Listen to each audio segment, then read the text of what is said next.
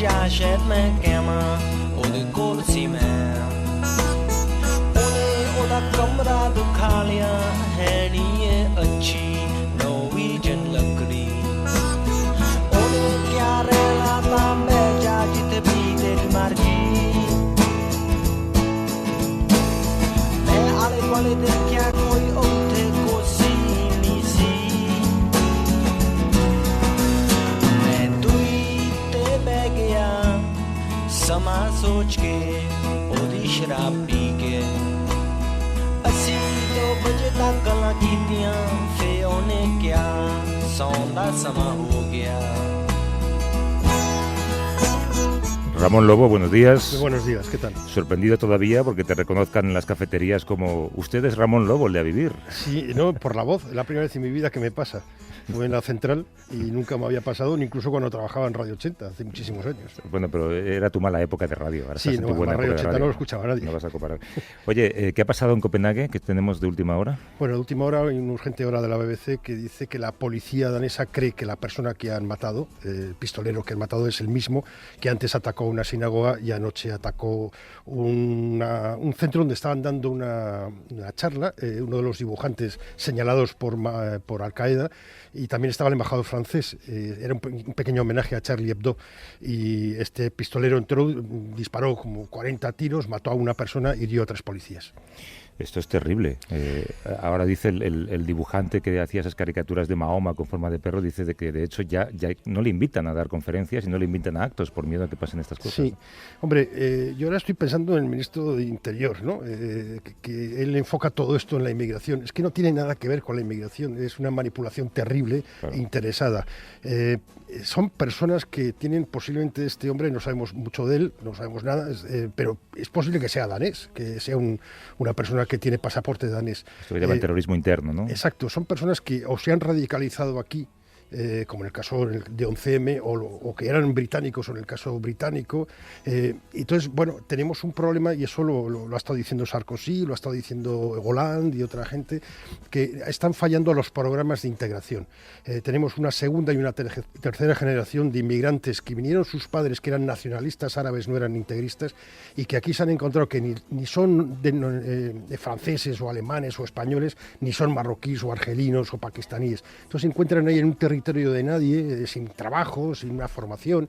Claro, es muy fácil que les coman la oreja y ese es el peligro. Después hay un grupo se calcula que hay unos 3.000 europeos con pasaporte europeo que han ido a Siria y a Irak a luchar con el ISIS y claro, esta gente vuelve y no va a volver por Melilla, como dice el ministro. No, vuelven en avión porque tienen primero pasaporte y dinero. Porque son europeos, exacto. Son europeos.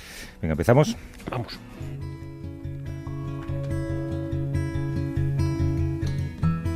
Today I'm gonna write a sad song, gonna make it really long. Para mí ha sido una semana terrible, Ramón. Dos referentes he perdido. Por un lado, no sé si lo has leído, hay un columnista del New York Times, uno de mis favoritos, llamado David Carr. Sí. Es experto en información sobre medios de comunicación y periodismo, uno de los tipos que mejor sabía hacia dónde va la prensa, si es que va hacia algún sitio, ¿no? Dio una conferencia o moderó un debate en la sede del New York Times, en el que estaba, de hecho, Edward Snowden, vuelve a la redacción, se sienta en su silla, se desploma y se queda muerto. El pobre. A mí, 58 años, por cierto, una vida, tiene un libro maravilloso, alcohólico, ex-drogadicto, superó un linfoma, pero 58 años. Sí, para mí era uno de los grandes del New York Times, en lectura obligada, y después también me ha sorprendido mucho Twitter, porque lees a mucha gente, periodistas, que están en las antípodas de lo que representaba David Carr, y seguramente no han leído en su vida un artículo de David Carr, que estaban ahí tuteando su dolor, ¿no?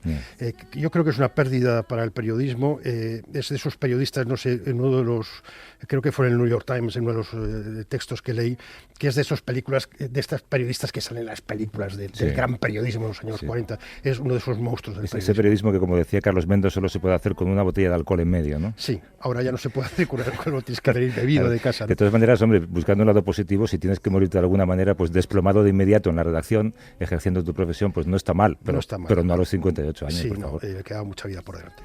Y la otra mala noticia, fíjate, después de saber que Stephen Colbert se marchaba a hacer el Late Show con David Letterman, resulta que Jon Stewart, que es mi referente en los últimos 18 años, yo todas las noches veo el Daily Daily Show. Jon Stewart dice que lo deja. ¿Dónde me voy a informar yo ahora? Pues aquí te queda el intermedio en España y Exacto. poco más. Es decir, no lo sé, quizás, yo no sé si siguen los guiñoles en Francia, que eran también muy divertidos. No, es una pérdida. La compañía no ha dado explicaciones de por qué se va. Bueno, porque está cansado también. Está cansado, lleva 19 años, 18 años con esto, o 16, no se lleva bastante. Y después, claro, él ya anunció un poco que quería cambiar el rumbo, a dirigir una película. Una película sobre un invitado, de hecho. Sí, Rosewater. Entonces, él yo creo que quiere dedicarse a hacer otras cosas. Es que estar todos los días haciendo lo mismo debe ser complicado.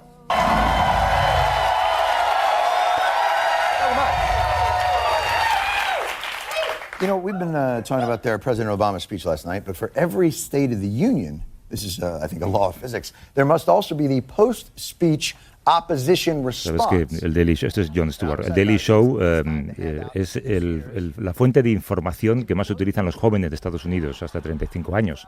Si querías llegar a los votantes de esa edad, tenías que ir al Daily Show, ¿no? Él debutó como presentador del programa el 11 de enero del 99 en sustitución de Craig Kilborn, que se marchó a la CBS y ha marcado una época en la televisión, no solamente en el género de humor, sino sobre todo en el género de la información, de la política y sobre todo y especialmente desde mi punto de vista en la cobertura electoral. Las mejores coberturas, aunque fueran en clave de humor, las hacía él. Sí, es que a veces en clave de humor se puede decir bastante más cosas. Aquí, perdona que vuelva al intermedio, pero aquí el intermedio tiene más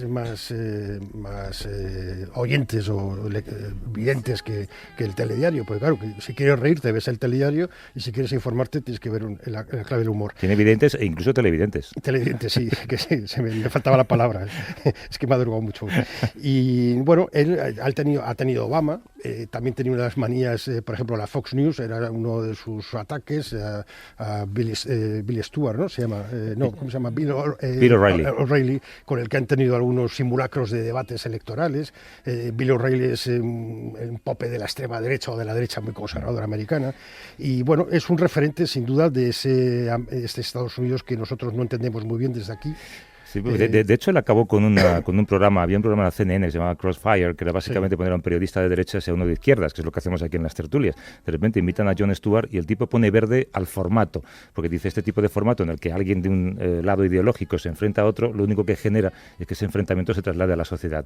Una semana después, Crossfire es cancelado en la CNN. O sea que el tipo sabe de lo que habla. Tenía fuerza. Bueno, el programa tiene aproximadamente un par de millones de espectadores, más o menos como La Vivir, o sea, es un programa pequeño, ¿no? Sí. El canal Comedy Central es propiedad de Viacom y no ha dicho todavía quién va a sustituir a Jon Stewart, qué ha significado y qué significa y sobre todo cómo se hace humor con política, que es algo que todavía en algunos lugares es complicado. De eso vamos a conversar con Miguel Sánchez, que es productor ejecutivo y director de El Intermedio. Miguel, ¿cómo estás? Hola, muy bien. Buenos días. ¿Tú crees que podríamos decir que Jon Stewart sí que abrió un ciclo dorado de la sátira política norteamericana y que en parte, bueno, pues vosotros tenéis cierta inspiración en él, ¿no? Bueno, sí, cuando nosotros arrancamos el programa, pues, vamos, si querías que mirar a alguien, pues lo normal era mirarlo a él, ¿no? O sea, nos podía mirar a Urdaci también, pero igual era algo distinto. Y la verdad es que yo recuerdo en el arranque del programa, cuando pasamos de ser semanal, que fuimos durante 3 meses semanal, y luego pasamos a ser diario, pues recuerdo sentarme con el equipo de guionistas y ver algunos vídeos del Daily Show para tenerlo un poco como referente, con enormes diferencias entre uno y otro formato, pero sí.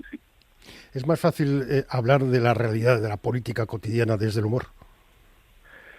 Yo creo que es más fácil para el consumidor. Para hacerlo es infinitamente más difícil. No se trata de ponernos medallas, ¿no? Pero nosotros no somos un informativo, somos un programa de noticias.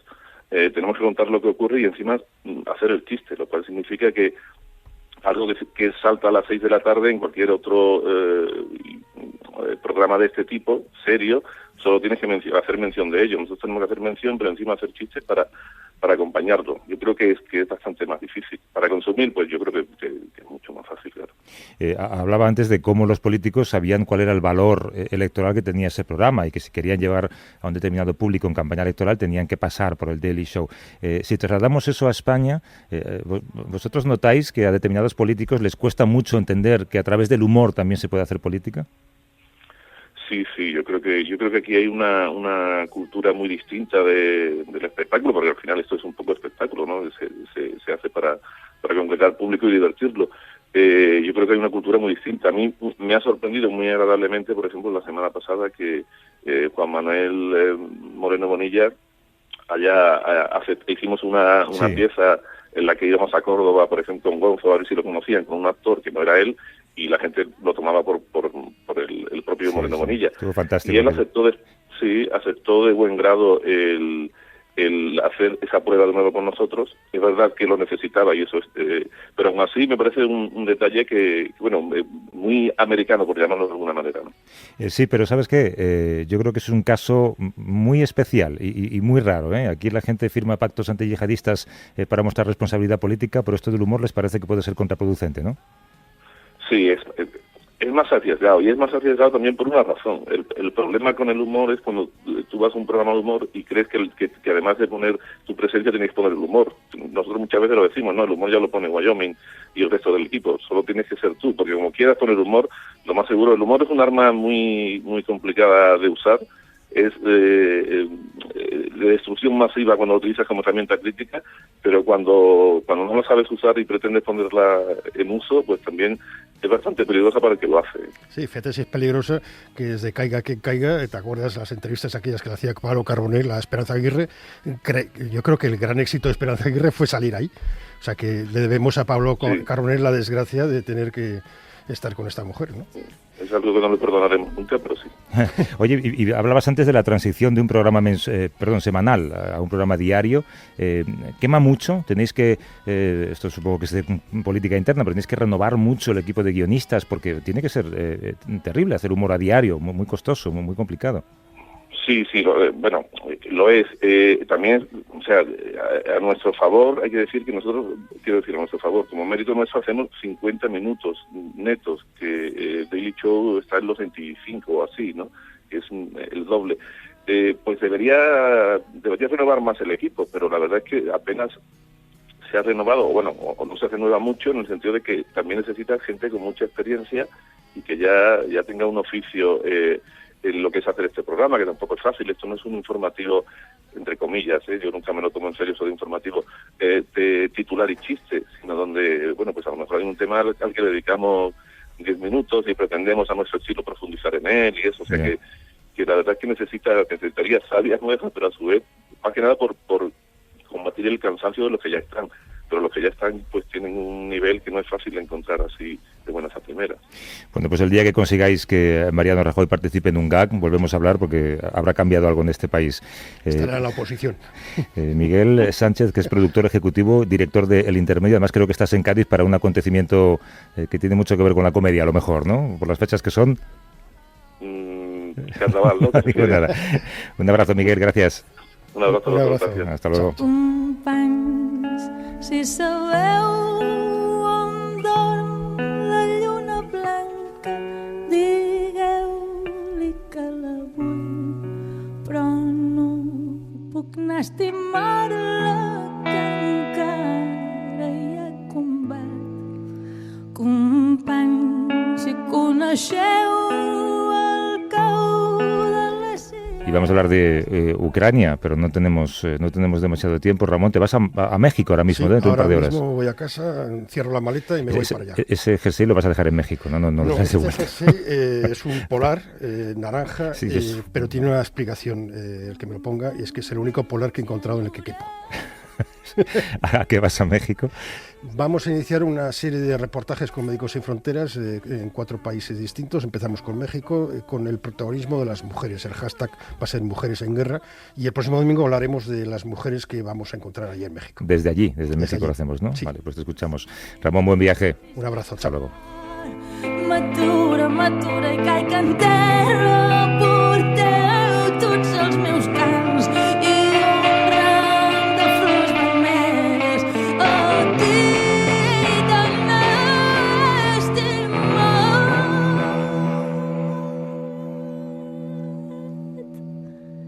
A vivir que son 2 días. Javier del Pino.